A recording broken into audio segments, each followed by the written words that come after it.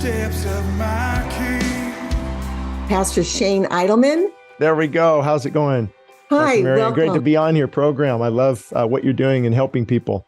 So Shane spoke at one of the men's meetings that my husband attended called Band of Brothers, and it was very interesting. My husband has eyes and ears to see if people talk about dyslexia, and Right. Pastor Shane did, and that is why we have this connection.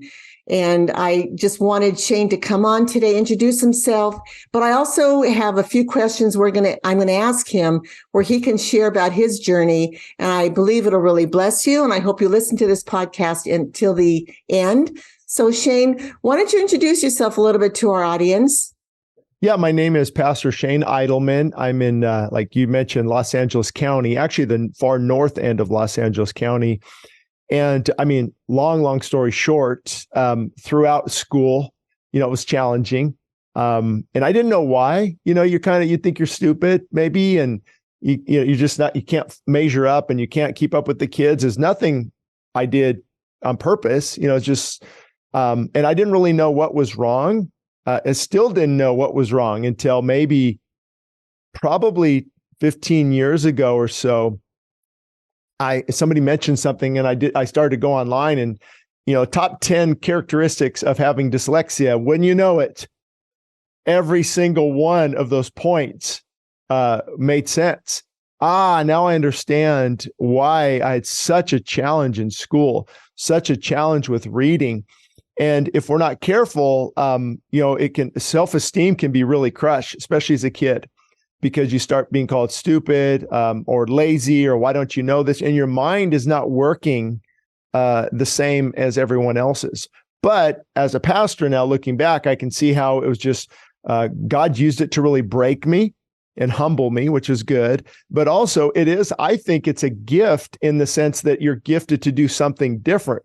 So what I do, and having to struggle to really read well and to write well. Now I write books, if you can believe that. That's the funniest thing that's ever happened. I just laugh.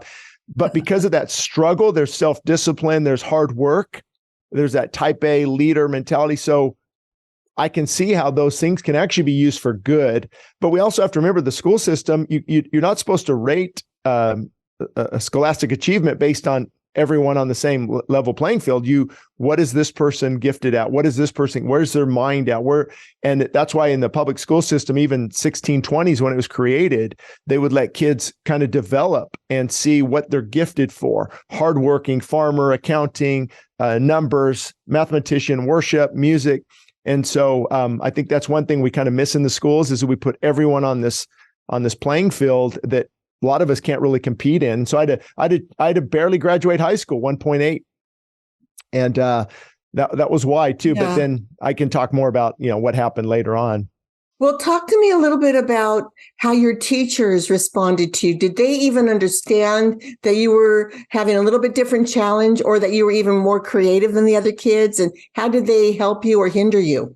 I think looking back, my mom, bless her heart, was probably challenged, like, Shane, can't you just get this? But she was great. She was great. She helped with me at home. And I do remember I went to a Baptist school and then a public school and then a private high school. And I think my mom was trying to do that to see if that would help. But just, and the teachers, there's 30 kids. And so one thing I think that really harms children is that lack of one-on-one. If I could have went to my algebra teacher and said, I really don't understand. I have no clue what's going on here. You lost me the first week. And now we're 4 months into this and geometry and numbers and even reading, my eyes will skip to the next sentence, and readings is can be really challenging. And so I think they just went with the flow and barely graduated. Like, okay, we got to get Shane through, poor kid, kind of stupid, dumb. But they don't realize that a lot of people who struggle with that are intellectually can be very smart, because once God brought the prodigal son back home and I devoted my life, now I love to read, probably read 3, 4, 5 books a month, thousands of books in the last 23 years. And because there's also not a desire, because if it's hard to do and you're not getting it, there's no desire. because there's no motivation. So now I'm motivated to learn more about God, more about theology. So I have to read things, maybe like go back, what was he trying to say? And so it's a little harder to read, and I hate reading in public at the church. I mean, I'd rather just have a sentence or two and then I can, speak on, like Charles Spurgeon did that a lot. But if I have to read a whole body of scripture, my mind is, my mind it's going ahead of me. And so it's almost like the dog said, sit down. You have to go real slow to capture each word, or else I'm already at the end. Maybe that has to do with my type A personality too, wanting to get through things. And so it's really still a challenge, but I love it because there's other giftings that come out of it, for sure. One of the things I've shared in other videos is that, God gave us the brain parts to all work together, but we weren't born with a reading brain like we were to see and hear. So people who have a different way of learning have to their brain has to be retrained. And we do a lot of work with music and play music in the left ear while words are going into the right ear through various ways, whether I'm speaking, whether it's my app that has spelling exercises on it. But literally, when kids have one-on-one intervention, and it's been proven that after a year of retraining the brain, an MRI will look the same as their MRI will look as like someone who doesn't have dyslexia. Right. So the brain is being retrained. Do you, so you mentioned that seeing the lyrics of like worship songs, the lyrics are struggling because there's those spelling and grammar tricks that you haven't learned that would be an obstacle. But what about music in general? Do you learn well when you're listening to background music, or do you listen to an earphone in your left ear or anything? It's funny you said that. And I want to get right to that, but there's something it just popped in my mind, and I think it'd be important for people to know too.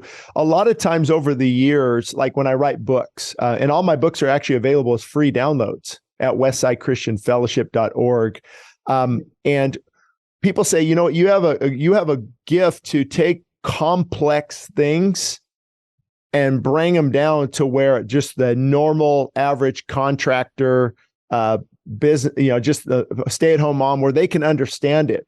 So I think that's one thing, is because I can read and learn better something. I just give me the simple basic things. And so I can take, let's say, Charles Hodge on systematic theology and break down, take 14 pages and say it in 4 paragraphs, but a real simple way that people can understand it. So my mind does do that. I can understand the complexity, but then it can come out in a simple type of way. And that's been a blessing to people too. So I think that's one thing. But back to the music. Yeah. And that's our audience. So I think that's amazing. Yeah. And with music, usually in the morning, I've been getting up, very early for the last 23 years by 3:34 in the morning. And that's my time. And I'll have worship on as I'm reading the Bible. And people are like, how do you do that? Yeah. I'm like, I don't know how that works, but it works. And sometimes if I take it out, it's almost like too quiet. My mind's kind of like, but I do it both ways, but it can really help listening to music, certain types of music, but also in church, a lot of people, I don't know why this is, but I can't look at the lyrics up on the screen. For some reason, trying to read them and concentrate takes me away from worship. So whenever we don't have lyrics on the screen, I'm happy. I'm fine with it. But then people say, where are the lyrics at? We need to put, and so it's just, I guess the way, I don't understand what that is. Maybe it is good because you can sing along with people, but if I have to read the sentence and then the next sentence and the next sentence, it's hard to actually worship for me. So I never look at lyrics ever, really. And Shane and I talked about this earlier, that it's been on my heart for months. That I could talk to somebody about that who was dyslexic, or parents who have kids in church that look at the screen. How do their kids feel, or how do the parents feel?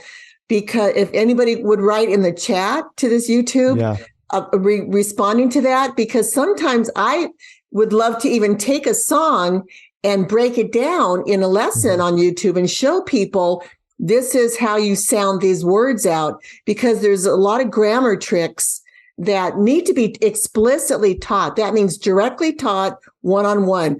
Kids won't learn it from their peers. The teachers Yeah. may teach it once or twice, but they need a lot of repetition with it. Mhm. So, Shane, I wanted to bring up some of those 10 things that you said that you read, and that was you, because I know our audience is going to resonate with this too. But first, I want to say with numbers, we call it dyscalculia. Okay. So with reading, that's the reading dyslexia. But typically, dyslexic children will not want to raise their hands and volunteer to read, obviously. They don't like to be called on. And teachers really need to be mindful to prep a dyslexic child what they're going to read. Let them know the day before or even the morning before so that they can prepare what they're going to read. If you have, circular reading, they a lot of times will make excuses to leave when it's reading time. And I've had parents say they thought their child had a bladder infection because they always had to go to the bathroom so much, but it was always during reading time. That's what I did. The teacher and the kid admitted, I just didn't want to read. And then, of course, feeling embarrassed because auditory processing, the way the speed that our brain works when they hear something, they may answer a question after it's already been answered. And so the teacher moves on to question number 2, and the student's answering the first question. So there's a slowness in responding to teachers, and teachers need to be patient. They need to give the whole class thinking time and not only call on the first person who raises their hand. Right. Because dyslexic children are bright and they have the answers, but they need a little bit more processing time. And of course, a library is not a kid's best place to go. No, let's go to the library to have fun. And dyslexic children are like, yes, exactly. Library. Well, I think too, you made a great point. What the benefit of reading it the day before is there's confidence. Okay, I've got this down. I've read it. I know what the story is. Now I can go and read with confidence versus throwing because what you're thinking about is I really don't want to mess up. Is what you're saying. And okay, you're reading every word and then, and that skips to the wrong sentence or what I do is I see the word that's not there. Like if you see a word, like, let's say sovereignty, I'll say sanity. Or if you see a word, you could just jelly, I'll say, belly. It's I don't know why that is. Maybe you see something and you those are part of those characteristics. We say they will add and omit letters and syllables, and they'll glance and guess. So you may recognize the beginning of a multisyllabic word and just give it a whole nother word. But you have the first syllable. And changing that first letter, that's one of the exercises we give people. We intentionally change that first letter to see if they can sound the rest of the word out, like horse, HORSE. We might say, have them read the word porse. Yes. And because they haven't memorized it, they don't know how to sound out porse. Right. So memorization. And why are numbers such a challenge? Because even if my wife gives me like 5 digits, I can't remember those in order. I'll have to write them down. And even when I write them down, sometimes I'll write a 6 instead of the 3, even if it's just 5 digits. So numbers are like, wow. Yeah. It's I don't know, maybe it has to do with all of the other things too. Well, yeah, I know a cashier at Stater Brothers who has dyscalculia, and she was so glad they had the scanner. Oh, that would be What's funny, because I can tell my wife, remember last January or a year and a half ago in January, we were at your parents' house. We were both sitting on the couch, and you got up to get some sparkling water, and then that's when you said that we, about vacation, and then I got up, and then you said this. I brought you the magazine. It's like, how do you remember all that? But then I can't remember, here's a real quick, code to get in the door. And I just can't remember that. It's just interesting. So interesting. Yeah. When I assess kids, one of the assessments is numbers. It's called the CTOP for the speech people out there. The CTOP has a subtest where kids have to repeat the numbers they hear, and they get longer and longer and longer. And I always had learned to chunk numbers in 3s. Yes. Yeah. So that you see them in groups. That's the easiest. strategy. Yeah, that's very interesting. Patient. And be patient. I think parents just being patient, because it's not that they're stupid or they're fighting it or they're rebellious. There's just a real big challenge, And there's nothing wrong to using Post-it notes. I mean, yeah. I got them all over the place. I've got 3 on my computer with this and up on my Bible. And, but the good thing is I'm probably 35-year class reunion or so. I don't remember. I graduated 1987, but all the top, 10 people, that, graduated or so, I would say, I'm as far as excelling, in ministry and God is blessing the ministry. And it's once you get through life, the playing field is pretty level once you get out of high school, because now you can flourish as well. And that's one of the things. I've had adults reach out to me because they're given a task in their jobs that work against dyslexia. Sure. A real recent person reached out to me that said their computer pops out the progress of everybody else. How are you doing? Jane's doing this. Tony's doing that. She's like, I don't want to hear how everybody's doing. I don't want to be compared. Maybe give it to me twice a day. Yeah. But if a dyslexic person is in a position where they're working with a lot of numbers or with a lot of words, they need to have an assessment so that their employer can be more gracious to them and give some accommodation to them. True. Yeah, absolutely. So we do assessments here. I do. And I think that's real important. Like you said, as you transition into adulthood, you find a career that works for you. Yeah. And not accounting. That's right. Not accounting or a librarian or things like that, and why even spelling is still challenging today, and that's why my very first book was around 2000 actually. And my mom just, bless her heart. She was great at math. She had a master's degree and wrote papers sometimes for the state of California. And man, she would just redline it, just tear it apart. And the first 3 or 4 books were painful because she was really editing most of it, cleaning it up, and I got a better writer as I progressed. But even today, if I just misspelled sovereignty yesterday. I couldn't remember how to spell sovereignty. Yeah. Or just there's so many words that you just forget how to spell them. And we've had several adult dyslexics on that would talk about dyslexia hacks, using, Siri in your phone or start talking in your phone and it tells you how to spell something. Even I do that. I do too. Yeah. It's a nice trick. How far did you go in school, Shane? I just barely graduated high school with the 1.8.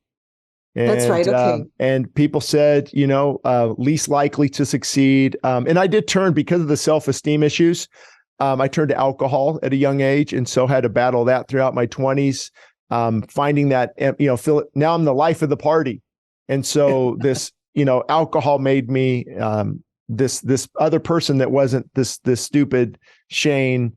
And I was kind of overweight, so I was teased a lot. And that's why I got into health and fitness and bodybuilding. And you try to fix this, but you get into something that's not as good either. And so that's when I found my niche eventually ended up working for 24-hour fitness centers. I don't know if you've heard of those before, but became a district manager. Yeah, became a district manager. Even in your area, I had Pasadena and Glendale area for a while, Montrose. In that area for a while, just as a district manager. And so I was over sales and marketing and over all these employees.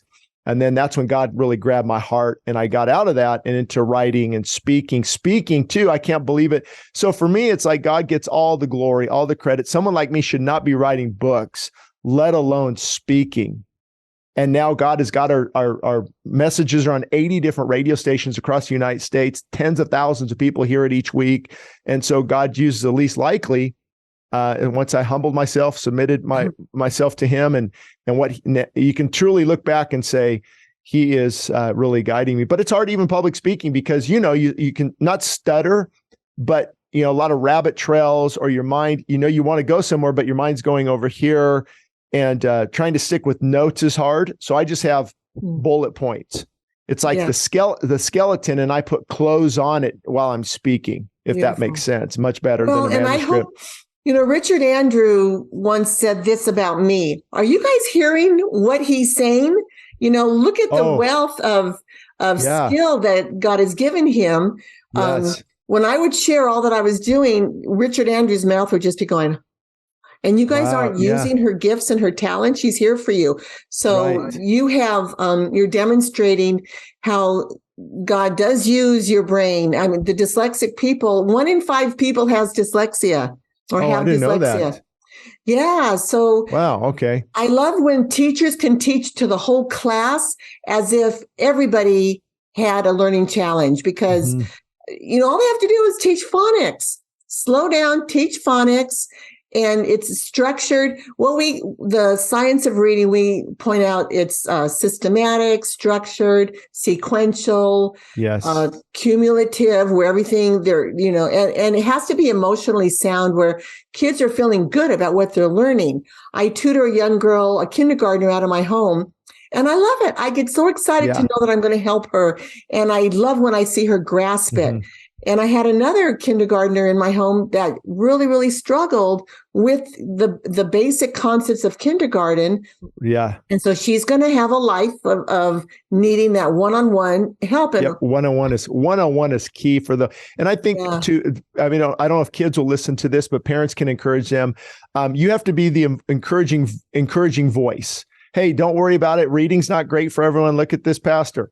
How he grew up, or it's not, you don't have to follow Susie and Jack and Chrissy at school. God might have a different design for you. How you learn is different. And I think, and we see it at our own house, 2 of my daughters, they'll get up and do their own school for like 2 hours, where my son is more hands-on, working, got to build something. It's like complete. And my other daughter wants to work with animals, be a veterinarian. And so, training the child in the way they should go versus trying to make them all fit into this certain mold. You have to all learn the same way, because I learned really well with a certain way. And how school taught was not, it was just information overload. Like now I can look at the biology books and read about the mitochondria and the cell and the ATP and how the cell works. But back then it was just like chapter 1, chapter 2, chapter 3, and all this information versus just piece by piece. But I think kids need motivation too. It is hard for a kid to go read a boring book.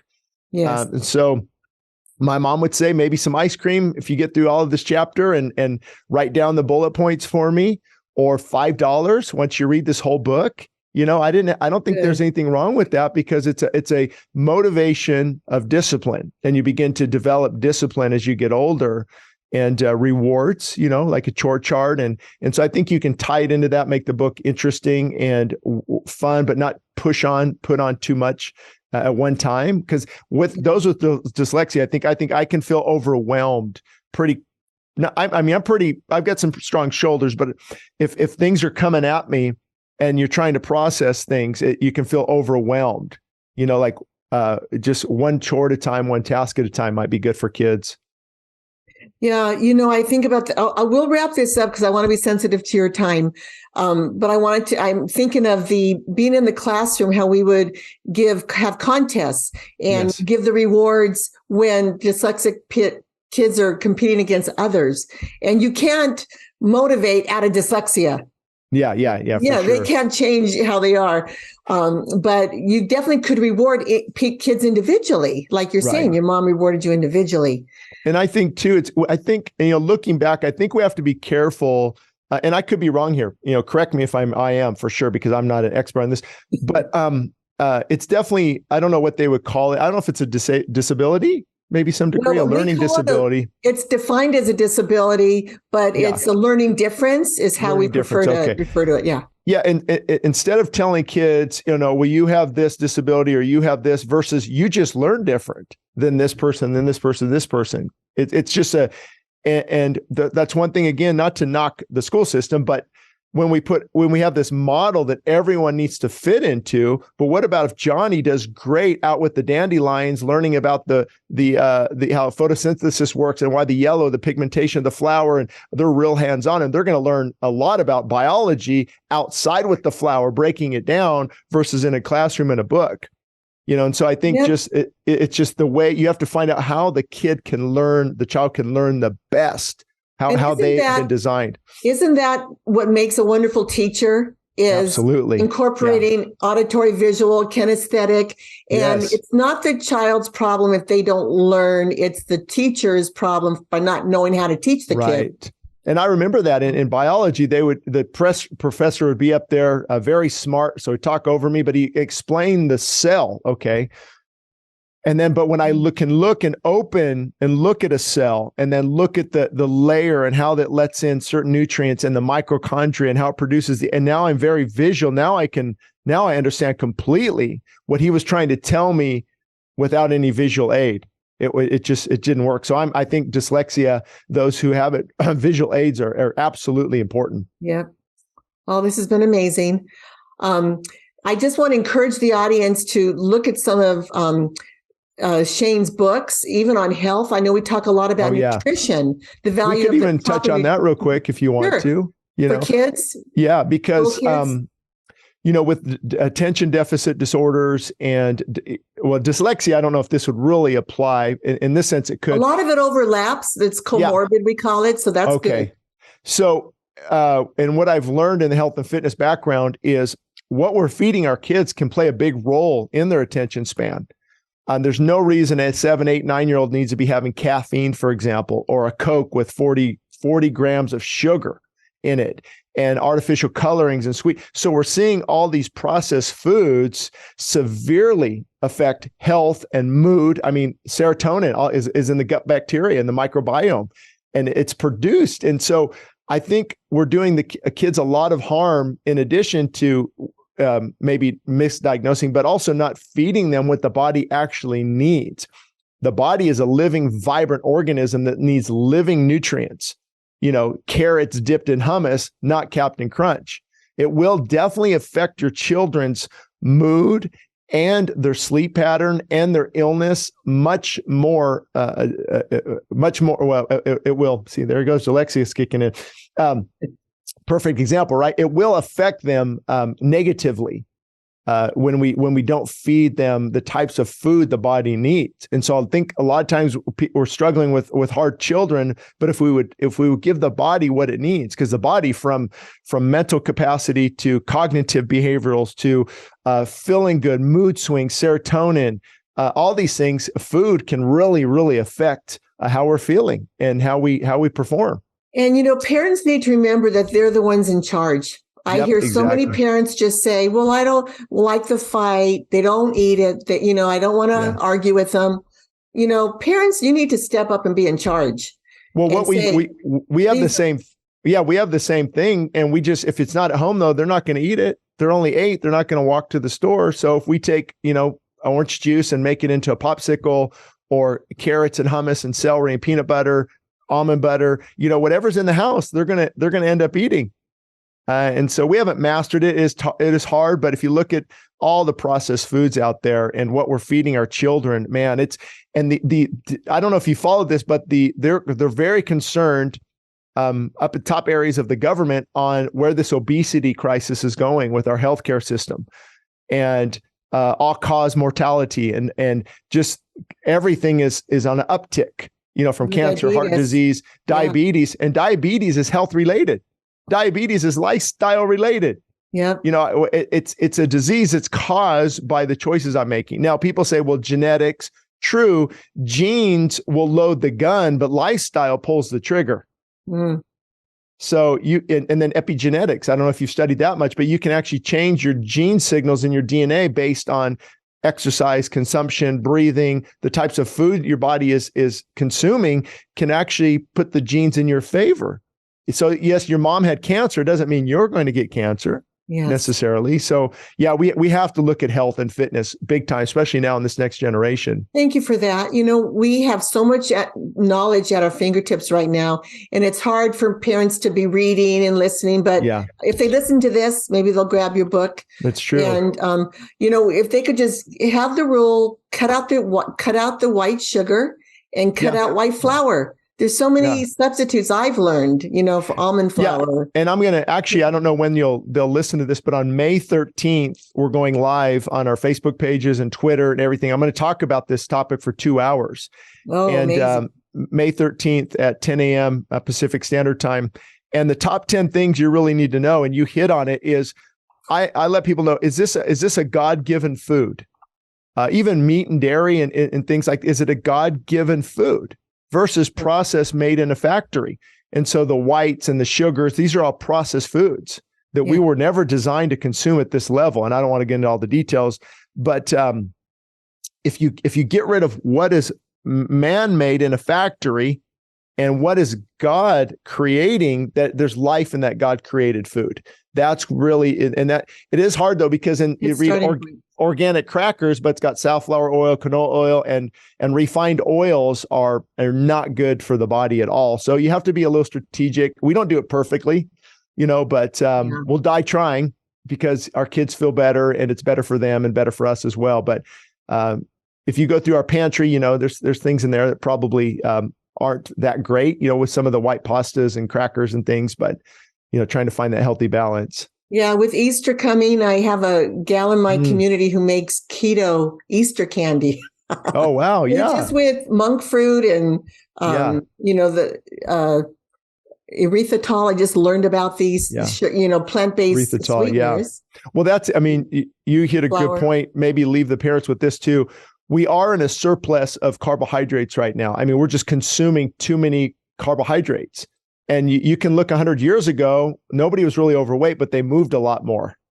They would walk 5 miles, or they would do this on the farm working. And so we have to be careful and strategic with the types of foods we eat now, especially, if we're not, I remember when I was in construction as a young kid, I could eat 6,000 calories a day and, 18, 19 years old. But now I gotta stay way under that, because I'm just not moving as much. And if the body doesn't move, we have to be strategic and things. But anyway, yes, they can download my books on health and fitness for free downloads at westsidechristianfellowship.org. And that would help out, or at least help them go in the right direction.